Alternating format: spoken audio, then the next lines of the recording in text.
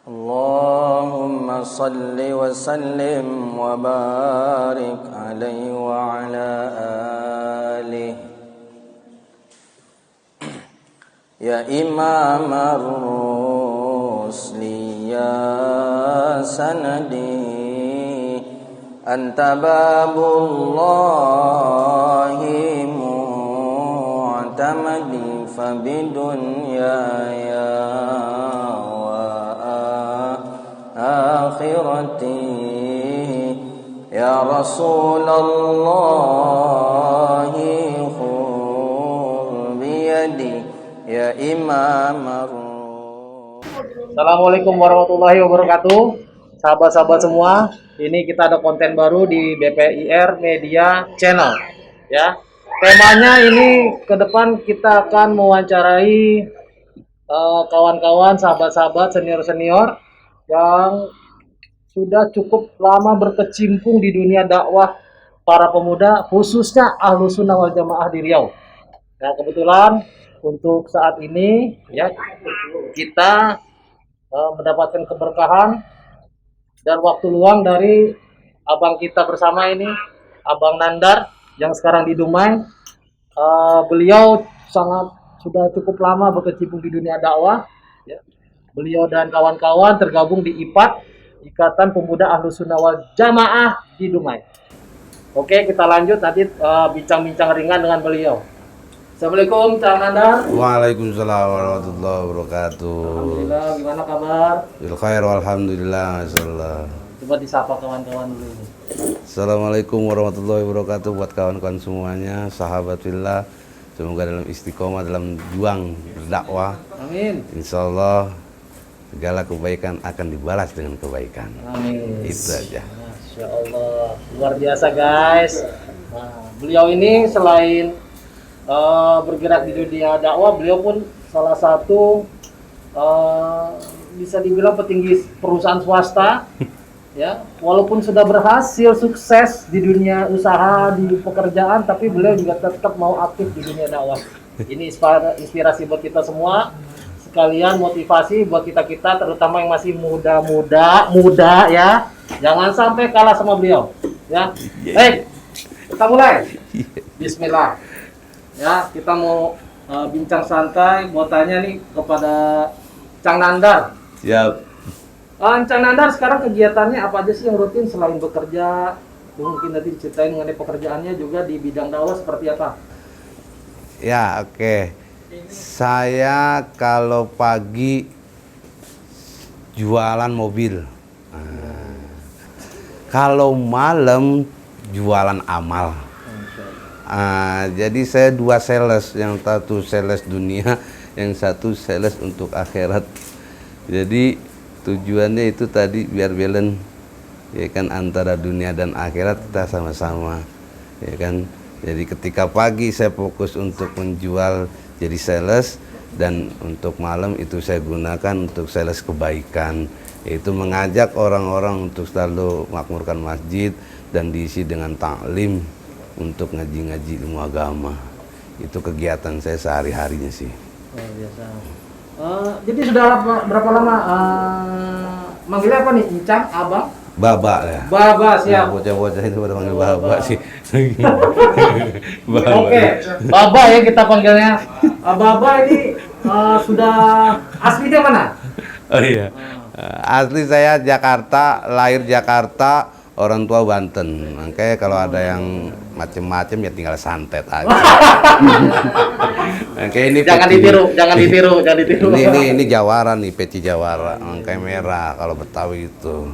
Nah, kayak serampang serimping, siapa di samping ya. Itu dia. Jadi kerja sebagai karyawan swasta udah berapa lama, dan di tahun keberapa sudah mulai memikirkan untuk sudah saatnya berdakwah? Saya masuk Dumai di tahun 2009. Sekarang udah tahun 2020. Berarti udah hampir 11 tahun ya kan. Dan 2017 baru kita jalankan dakwah iPad ini. Asal muasalnya sih sebenarnya Pertama itu cuman pemuda gerakan subuh saja tadi awalnya. Awalnya gerakan subuh. Pertama sih awalnya gerakan subuh, dan ternyata dibikin perkumpulan, diadakan pembacaan Ratibul Haddad tiap malam Jumat. Terus lambat laun yang saya dipilih sebagai ketua dakwah spesialis untuk mengundang ustadz dari luar. Ya alhamdulillah, kegiatan yang kita lakukan dari tahun 2017 sampai sekarang alhamdulillah masih istiqomah, dengan tujuan yang pertama itu adalah bahwa kawan-kawan yang pemuda-pemuda ini terlalu banyak yang hijrah tapi salah kaprah. Salah hijrah. Nah, salah hijrah, salah jalan jadinya.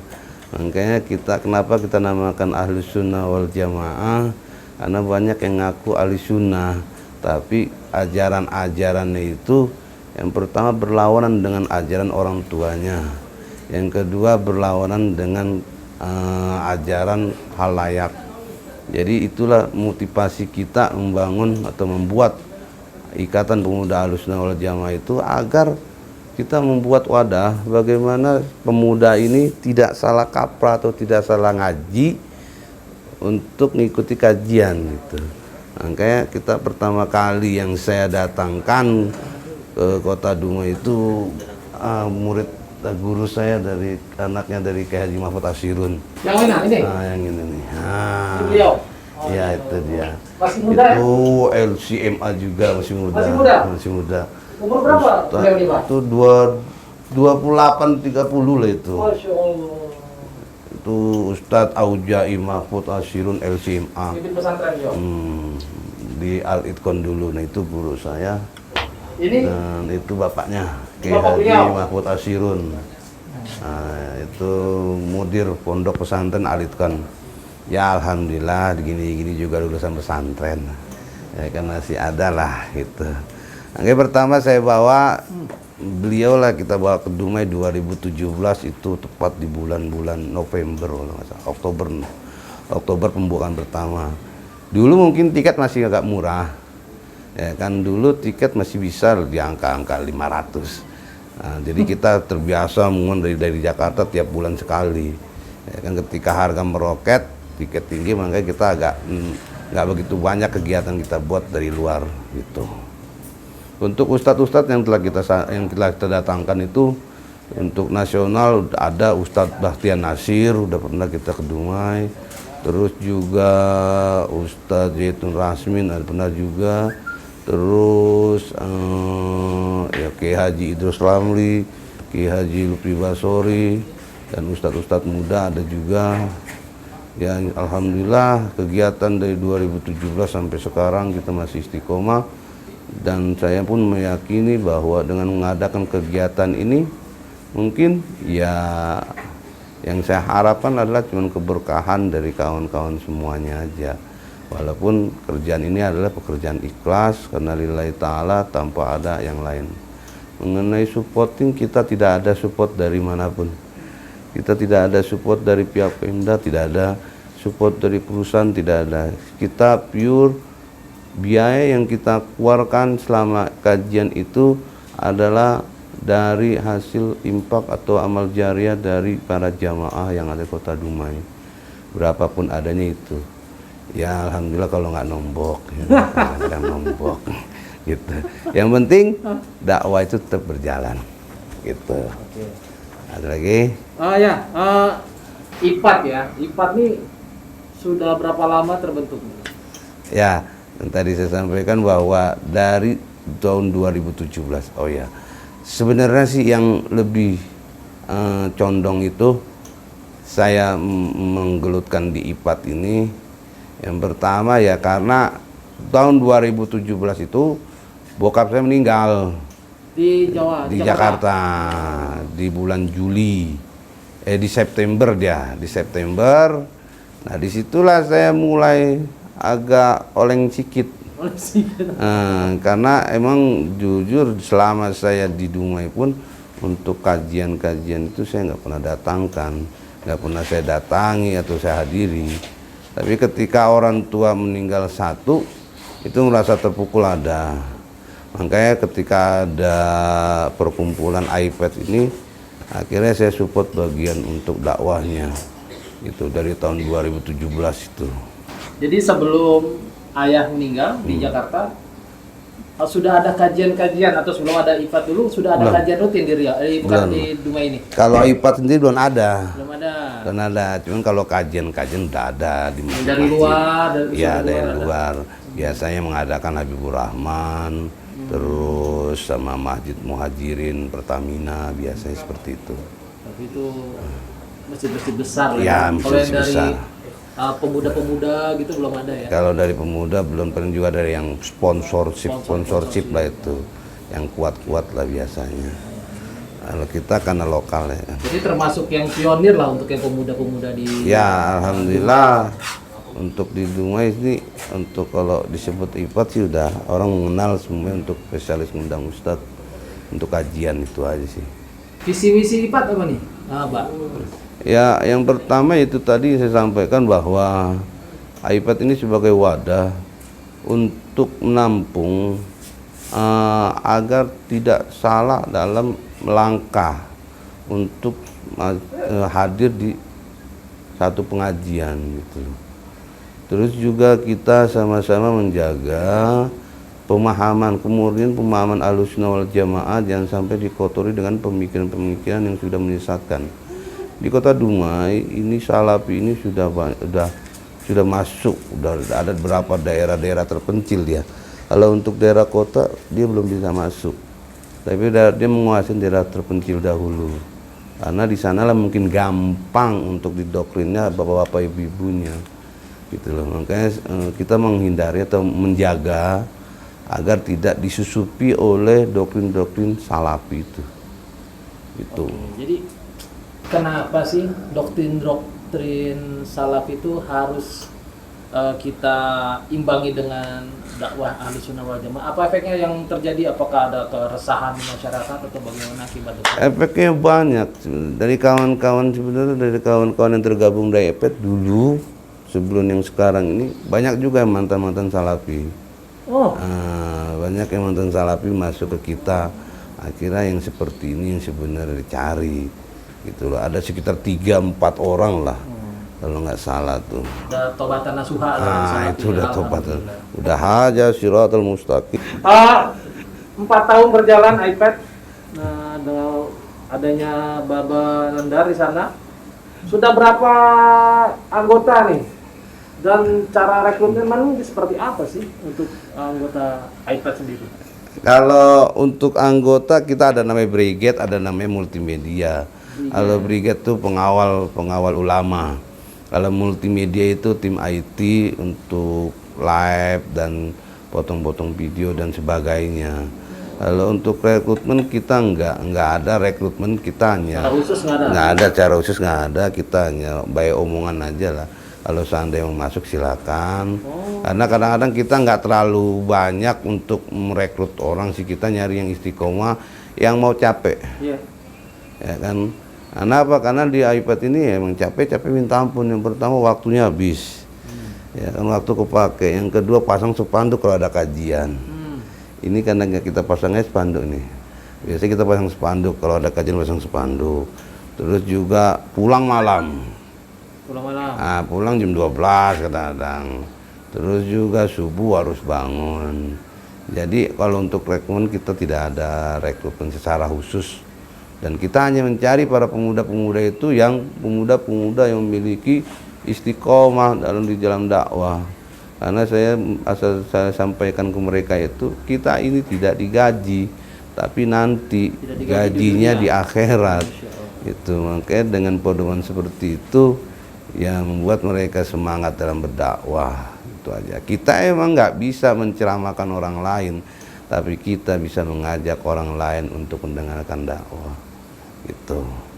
Berarti ini Bang Gilang nih termasuk tim media ya? Itu tim multimedia. Bang ini Rashid? Itu brigade. Brigade. Jadi total berapa nih? Total itu kalau nggak salah brigade-nya ada 10 ya. Brigade ada 10, terus kalau multimedia 4. Ada 14. Ini masih banyak yang nggak ini. Nah, waktu biasa lah. Gitu. Tapi memang jumlah Jumlah tuh nggak penting lah ya. Ya, kita memang Kualitas. nggak kuantitas yang nggak kita cari. Yang kita cari adalah kualitas kita, istiqomah kita dalam menjalankan dakwah ini. Alhamdulillah ya masih bertahan sampai 4 tahun. Kalau kita nggak istiqomah, mungkin kalau nggak ada mereka pun iPad pun nggak ini. Bukan iPad itu bukan di tangan saya, meskipun orang tahunya saya. Saya nggak bisa ngapa-ngapain, saya cuma bisa lobby. Sekali orang ngomong sama saya, Ustadz ngomong sama saya, oke, langsung oke. Nah, itu kelebihan saya. Iya, karena saya bagian sales. Nah, ilmu marketing saya gunakan ketika negosiasi dengan para ustadz atau para kiai gitu. Mungkin itu bentuk keberkahan kita sama karena sering dengan ulama. Iya, betul. Berarti ini, Mbak, ini foto-foto semua ya? Ini foto-foto semua itu. Ini foto-foto semua ini. Nah, kita lihat. Itu pun masih ada yang belum kemasuk. Belum dicetak? Iya, karena belum semuanya tuh. Nah, Coba di zoom ini. Oh, mantap, luar biasa. Ini kombinasi ini. Judulnya nih asik ini. Judulnya nih. Kunci tentara hati adalah salah satunya selalu duduk bersama orang-orang soleh. Karena kalau udah duduk dengan orang-orang soleh itu kita nggak kepikiran dunia, ya kan, kita pikirannya untuk ibadah. Ya, dan itu ada dalilnya itu. Iya. Ada dalilnya. Ya, menyebutkan nama orang soleh aja itu luar biasa keberkahannya. Itu ada dalilnya, guys. Ada dalilnya, dalil. Nah, ini kita lihat. Wah, Jadi kayak kenal ini. ya itu pertama kali jumpa itu. Cuman ini siapa nih? Ini Buya Arazi. Ini itu Buya siapa? Arazi. Itu Ini Buya Arazi, Masya Allah. Ini Ustaz Edi Sulaiman pernah juga diundang ke sini? Pernah, itu dari Sulaiman. 2 kali. Ada kita yang kita undang itu notabene ya. Yang pertama kita pernah undang dari Salafi Garis Lurus, ya kan. Salafi Garis Lurus. Artinya garis lurus apa? Karena mereka itu nggak mentahjir orang lain atau mengkafirkan orang lain, kayak seperti Idrus apa namanya, Abdullah ini ya Adoni. Ini. Oh ini yang di Malang. Ya yang di Malang. Dari Malang dibawa ke Dumai. Dibawa ke Dumai. Jawa Timur ke Riau Ujung. Ya lanjut ya. Nah itu ceramahnya pun tidak benar mengkafirkan. Tujuannya yang pertama kita bukan mengadu-ngadukan ajaran, akan tapi kita membuat pancingan kepada kawan-kawan yang salaf itu untuk duduk di sama gitu. Yang bengkok. Ya biar didengarkan dulu gitu. Tujuannya seperti itu. Luar biasa. Ini anak muda nih nggak asing ini. Ya itu ada.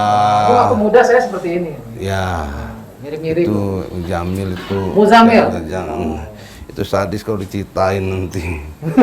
Karena pihak orang lain yang ini yang undang, yang menyelesaikan kita. Tapi insya Allah berkah. Insya Allah berkah. Gitu. Ya itulah, itu mungkin nanti kita bicara mengenai suka dukanya di dunia dakwah itu nanti, Chan. Ya. Nah ini beliau ini ulama Riau ini. Ya. Itu belum terkenal tuh tahun 2017. Sebelum terkenal, sebelum viral. Ya pertama kali ya itulah saya bilang pertama kali saya tobat itu ya. Tobat. Ingat ngaji situ juga. Sama beliau. Ya, kayak ketika di sini pertama kali dia ikut sini, terus sama yang saya kalutkan itu siapa sih ini siapa? Adi Hidayat. Ustaz Adi Hidayat. Oh, ini saking banyaknya ini. Iya, saya bingung yang mana saking satu. Banyaknya di mana? Nah, pada kata tuh. Ini pertama kali saya dengar di Dumai di apa namanya? Di Masjid Muhajirin. Ternyata dia satu letting sama adanya Ustadz Aujai Mahfud di Sudan. Dia Sudan? Iya, dia di Busan Sudan. Nah, S2-nya. Makanya saya kaget ketika dia menyampaikan penjelasan mengenai salafus saleh, terus menerangkan masalah Al-Quran tanpa dipikirkan sama sekali, di garis di atas, masya Allah. Keluar aja ya. Iya, itu pertama kali kaget dengar. Baru kali ini dengar. Ternyata orang Bekasi. Ya kan? Orang Bekasi ternyata kita sama berarti. Itu. Nah, ini beliau salafi juga nih. Ya, ini Salafi Garis Lurus juga. Ini Ustaz Umar Mita. Umar Mita. Dulu di Jakarta juga udah jumpa. Akhirnya jumpa dengan izin Allah, nggak pakai diundang, datang sendiri. Masya Allah. Datang sendiri dari kawan-kawan Madinah Riau. Menawarkan untuk bawa ke Dumai. Makanya ketika di sini pun ya ketawa-tawa aja, dia tahu ya kan. Ini yang pertama dibawa ke Muhajirin juga, Masjid Muhajirin, baru dibawa ke luar komplek itu. Jadi itu dia. Kalau kita lihat, ada juga wajah-wajah Palestina. Iya. Nah, itu Yang bukan dari orang Indonesia ya, Palestina. ulama-ulama luar. Ini pertama kali kemari ini. Ulama-ulama luar ini, ini dia, guru kita nih. Ini sama gubernur DKI. DKI, Masya Allah. Pertama kali. Nah itu UBN sampingnya. Ini dari jemput dari Duri. Ustadz Bahtiar Nasir. Dia di Saifron Usuluddin, habis dari Usuluddin langsung ke Pertamina untuk melanjutkan safari dakwah subuh. Itu. Oke ya. Jadi alhamdulillah lah kalau ditengok ya. Karena tujuan saya ya itu tadi satu, cuman duduk bersama orang soleh dan nyari keberkahan orang-orang soleh. Masya Allah. Gitu. Karena doa kita tidak akan dijawab oleh Allah karena kita sadar diri. Doa yang kita sampaikan itu belum tentu nyampe. Karena sadar diri apa artinya, kita masih banyak dosa dan masih berapa puluh tahun yang lalu nggak ngapa-ngapain, ya kan, sholat aja jarang-jarang, ya kan, puasa pun jarang-jarang, udah terlalu banyak dosa kita. Makanya dengan nyebut, dengan tawasul dan wasilah orang-orang soleh seperti yang di atas ini, keyakinan saya bahwa doa-doa yang selama ini saya sampaikan itu melalui ratibul hadat tiap malam Jumat dijabah oleh Allah Subhanahu wa taala gitu. Enggak, alhamdulillah anak saya pun masuk Gontor tanpa ada rintangan apapun. Wah, anak di pesantren? Alhamdulillah di Gontor. Langsung masuk ujian kemarin walaupun dia backgroundnya nggak di pendidikan agama karena di SD. Makanya ketakutan dia ketika belajar imla nggak tahu. Imla itu apa? Imla itu apa? Dikte bahasa Arab. Oh, bahasa Arab. Alhamdulillahirobbilalamin. Tulis tulisan Arabnya kayak mana? Itu namanya imla. Gitu. Jadi yang mau masuk pesantren anak-anaknya harus belajar imla dulu ya, biar nggak kaget. Biar nggak kaget, terbingung lah. Bagaimana sih antusias jamaah Dumai ini dengan adanya mengundang ustadz dari ibu kota, dari luar negeri? Apakah peta dakwah di Dumai ini ada perubahan suasana dibandingkan sebelumnya atau seperti apa juga yang dirasakan dan dievaluasi oleh dari IPAT? Biasanya kalau kita bikin kegiatan itu, ustadz yang dari luar lebih banyak orang mendatangkan karena berita dan informasinya tersebar di medsos. Kadang-kadang jamaah pun kalau udah ustadz lokal malas datang. Tapi kalau ustadz dari luar itu bahasanya punya daya tarik tersendiri, apalagi kalau udah ustadz-ustadz yang nasional kelasnya kan itu udah pasti ramai gitu loh. Alhamdulillah sih pengalaman yang sudah disampaikan oleh para pengurus masjid yang sebelumnya dia tidak mengadakan kajian-kajian tablik akbar seperti sekarang ini, terus dia bikin, alhamdulillah luar biasa antusiasnya. Dulu yang kotak infak nggak ada duitnya, sekarang tuh setiap kegiatan pasti ada sumbang makannya, ada ininya. Jadi impak itu penuh terus. Jadi untuk daya tariknya itu udah ada gitu loh. Jadi cara mancing untuk memakmurkan masjid melalui tablik akbar itu yaitu tadi dia. Makanya saya pakai ustadz-ustadz dari luar, dari Riau, di luar Riau, dan dulu sih emang karena yang tadi itu saya bilang karena tiket masih murah, makanya saya kadang dari Jawa, dari Makassar udah kemari. Itu pun kita handle sendiri. Tapi alhamdulillah sekarang karena kita sudah bergabung dengan kawan-kawan dari Duri, dari BPIR, jadi kita kolaborasi. Kita kolaborasi ketika ada ustadz dari luar, itu kita bagi 3, ya kan? Kita bagi jadwal untuk di Dumai tanggal berapa, Duri tanggal berapa, pulangnya bagian BPIR. Jadi itu satu strategi yang menghemat juga untuk dalam menghadapi masa-masa sulit seperti ini agar dakwah kita tidak mandek ataupun mati gitu. Apa suka dukanya selama di jalan dakwah ini buat Bapak dan kawan-kawan IPAT? Suka dukanya ya kadang-kadang ada ustadz bangun duluan, pasukan belakangan, ada juga ya kan, saking capeknya dia kan, saking capeknya. Tahu-taunya ustadz udah di masjid. Udah di masjid? Udah di masjid. Karena masjidnya kan tinggal jalan kaki aja kan, dari hotel ke Takwa. Terus juga kadang-kadang ada asumsi-asumsi yang pemikiran-pemikiran ataupun omongan-omongan yang nggak jelas, kita nggak pernah kita balas ya dari orang luar. Kadang-kadang ya spanduk ataupun banner-banner kita dicerocet sama orang Wahabi, ada juga. Kalau sukanya apa sukanya?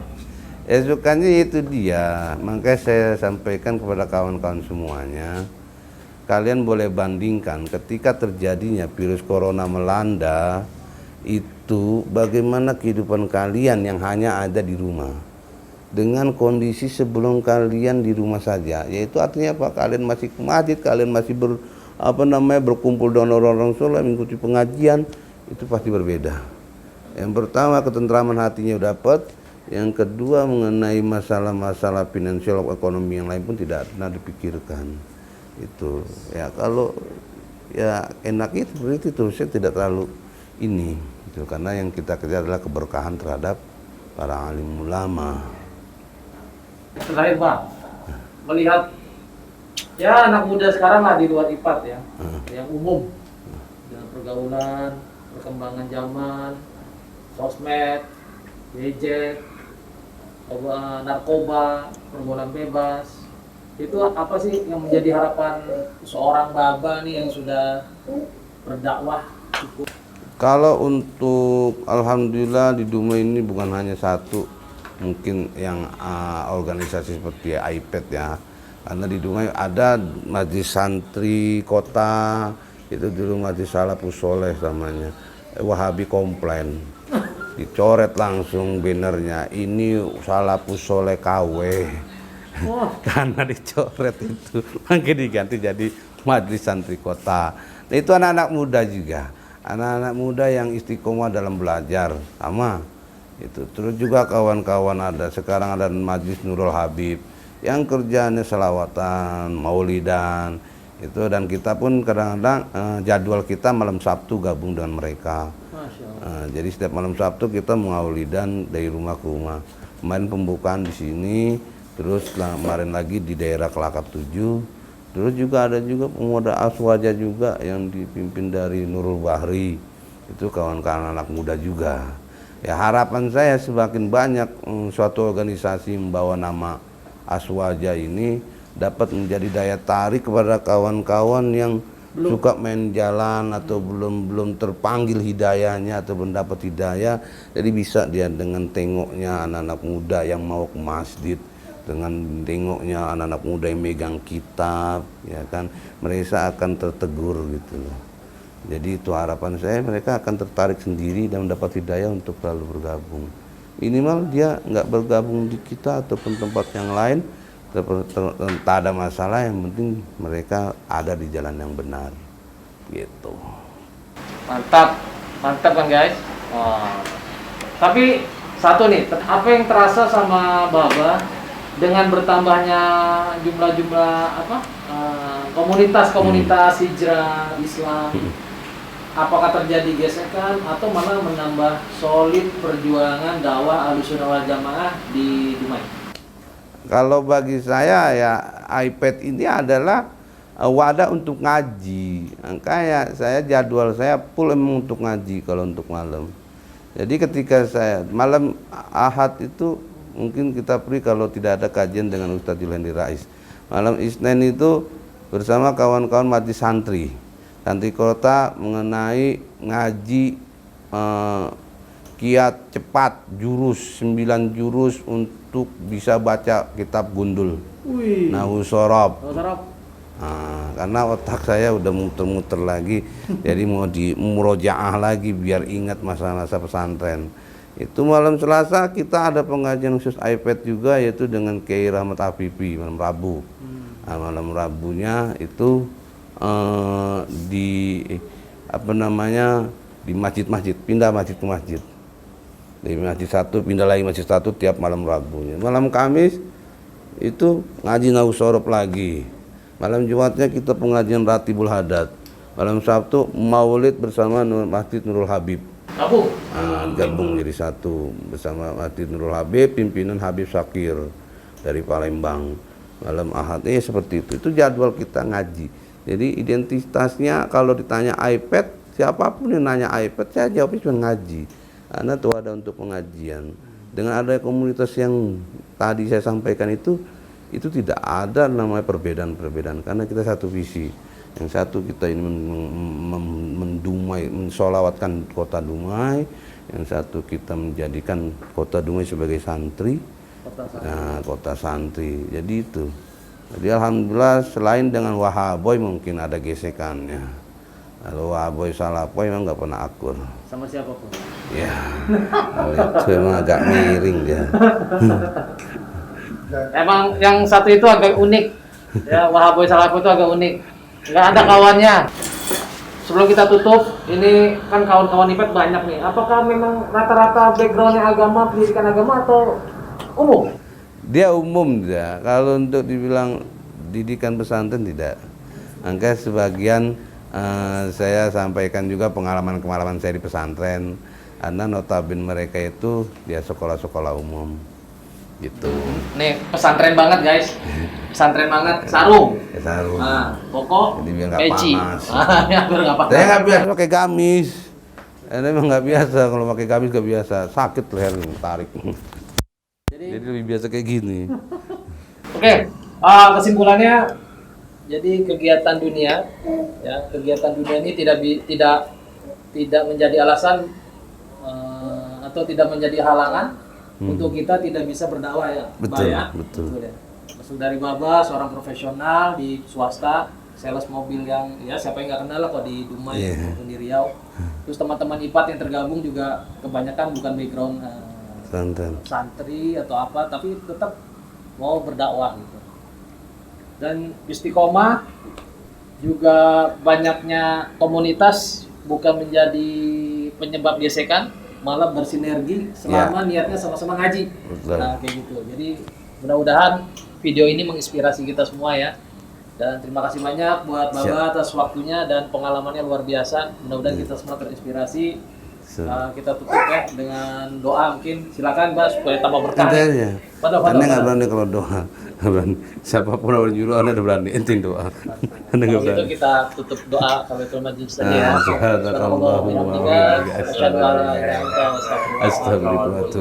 Assalamualaikum warahmatullahi wabarakatuh. Waalaikumsalam. Ya Imam Rusli ya sanadi anta babullahi mu'tamadi